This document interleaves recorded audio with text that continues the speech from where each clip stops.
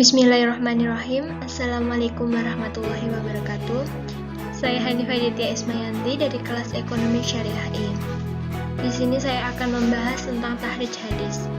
Yang pertama kita akan membahas definisi tahrij hadis, yang kedua urgensi, yang ketiga perkembangan tahrij hadis, yang keempat metode tahrij hadis, yang kelima prinsip-prinsip dasar, dan yang terakhir manfaat tahrij hadis.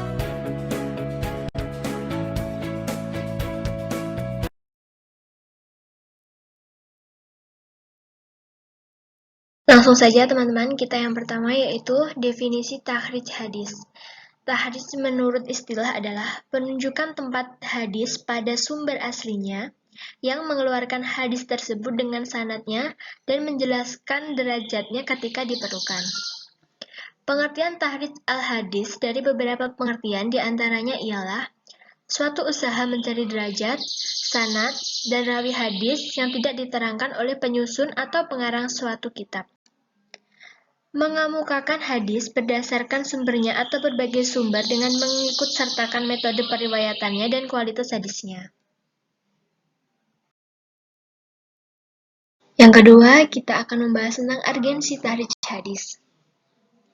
Sebagai sumber ajaran agama setelah Al-Quran, hadis memiliki kedudukan yang sangat penting dalam Islam. Namun, tidak seperti Al-Quran yang mendapat penjagaan langsung dari Tuhan. Hadis memang menghadapi dilema seputar keautentikannya. Pasalnya, fakta sejarah membuktikan bahwa semenjak era pertama Islam, sudah banyak didapati hadis-hadis palsu. Di antaranya urgensi tahrij hadis yaitu untuk mengetahui bagaimana asal-usul hadis yang akan diteliti.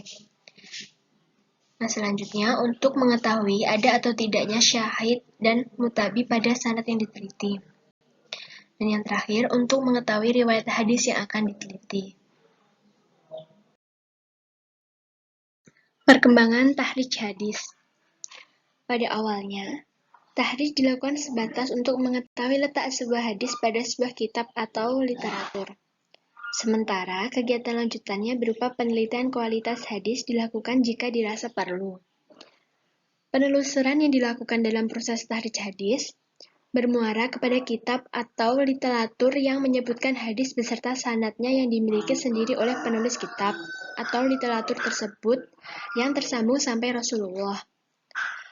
Literatur non-hadis dapat dikategorikan sebagai sumber asli ketika ia menyebutkan hadis beserta sanadnya yang dimiliki sendiri oleh penulisnya. Sementara, literatur hadis yang menyebutkan hadis tanpa sanad yang dimiliki oleh penulisnya atau menyebutkan hadis dengan merujuk kepada kitab hadis lain tidak dapat dikategorikan sebagai sumber asli. Ulama pada masa klasik, dimulai pada masa sahabat hingga abad ke-5 Hijriah sebelum mengenal tahrij, dengan terminologi yang kita kenal sekarang sebagai alat bantu mengaji hadis. Hal ini dikarenakan banyaknya hafalan dan luasnya wawasan mereka akan hadis.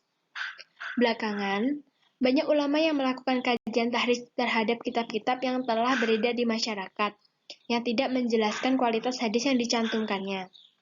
Keadaan ini berlanjut hingga sekarang. Bahkan, tahrij hadis kemudian menjadi integral dengan proses penghakikan terhadap sebuah karya, baik karya ulama klasik dan telah diterbitkan sebelumnya maupun karya yang baru diterbitkan. Kemudian, kita akan membahas tentang metode tahrij hadis. Tahrij hadis menggunakan beberapa metode. Yang pertama, metode indeks nama sahabatnya. Metode ini digunakan ketika nama perawi sahabatnya diketahui. Pengguna metode ini harus meyakini terlebih dahulu sosok sahabat yang meriwayatkan hadis yang akan ditahrij. Metode ini berlaku pada kitab-kitab musnad, mu'jam, dan atraf. Yang kedua, menggunakan metode kata pertama dalam matan. Metode ini digunakan ketika kita mengetahui dengan pasti ungkapan awal dari matan hadis. Yang ketiga, metode indeks kata. Metode ini digunakan dengan cara mencari kata-kata yang menjadi kata kunci dalam indeks hadis. Yang dimaksud dengan kata kunci adalah kata yang terdapat dalam matan hadis dan tidak dapat digunakan dalam ungkapan sehari-hari. Yang keempat, yaitu metode tematis hadis. Metode ini digunakan oleh orang yang memiliki cita rasa ilmiah yang memungkinkannya menentukan tema bagi hadis yang sedang dikaji. Semisal, hadis yang dikaji memuat tata cara melaksanakan puasa, maka penelusuran dapat dilakukan pada kitab sunan. Jika hadis yang dikaji memuat anjuran berbuat baik dan menjauhi perbuatan buruk, maka penelusuran dapat dilakukan dalam kitab atau literatur yang khusus mengoleksi hadis tentang tagrib wa tahrib. Yang terakhir, metode penelusuran berdasarkan kondisi matan atau sanad. Berdasarkan kondisi matan atau sanad, beberapa kitab atau literatur mengoleksi hadis yang memiliki kekhasan tersendiri.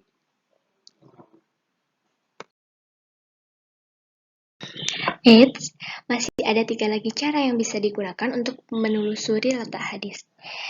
Yang pertama, kita bisa menggunakan penelusuran digital.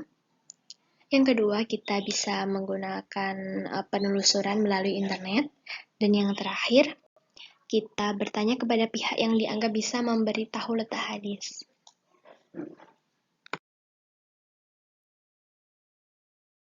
Dalam melakukan penahrijan hadis, kita perlu memperhatikan beberapa prinsip-prinsip dasarnya.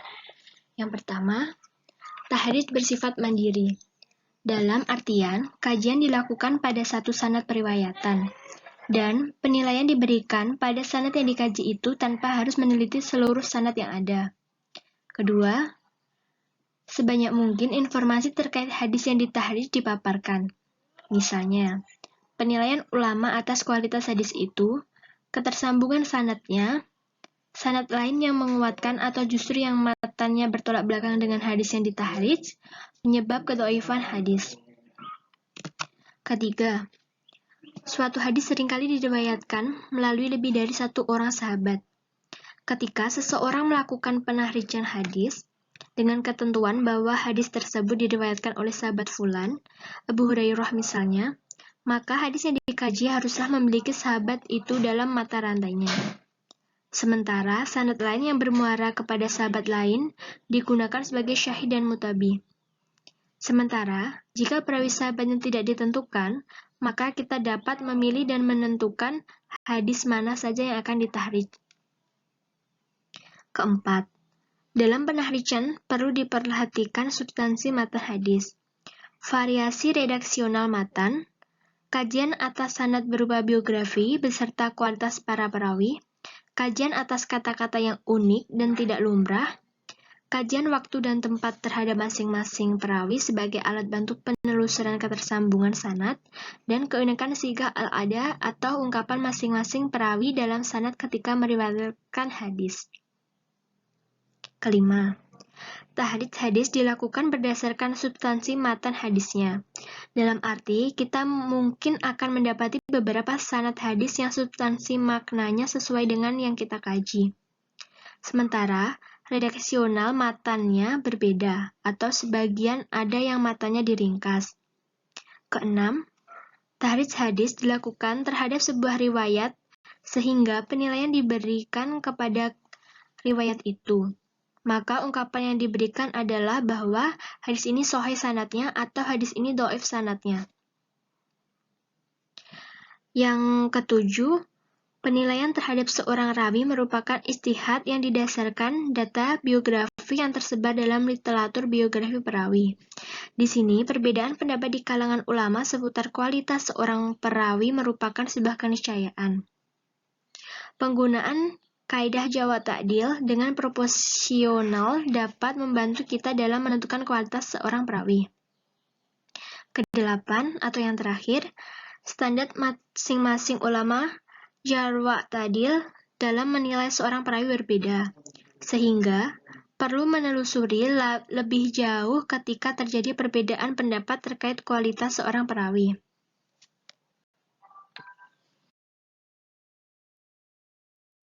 Yang terakhir yaitu manfaat tahrij hadis. Pertama, Diketahui letak hadis yang dikaji pada sumber-sumber primer. Kedua, diketahui apakah asosiasi ungkapan atau perbuatan yang dinyatakan sebagai sebuah hadis itu benar-benar merupakan sebuah hadis atau bukan. Ketiga, dengan membandingkan riwayat-riwayat yang ada, akan diketahui arti kata yang asing, kondisi para perawi hadis, adanya kemungkinan hadis itu direvisi atau merevisi hadis lain. Yang keempat, diketahui kualitas hadis. Sekian, terima kasih dari saya. Apabila ada kurang lebihnya saya minta maaf. Assalamualaikum warahmatullahi wabarakatuh.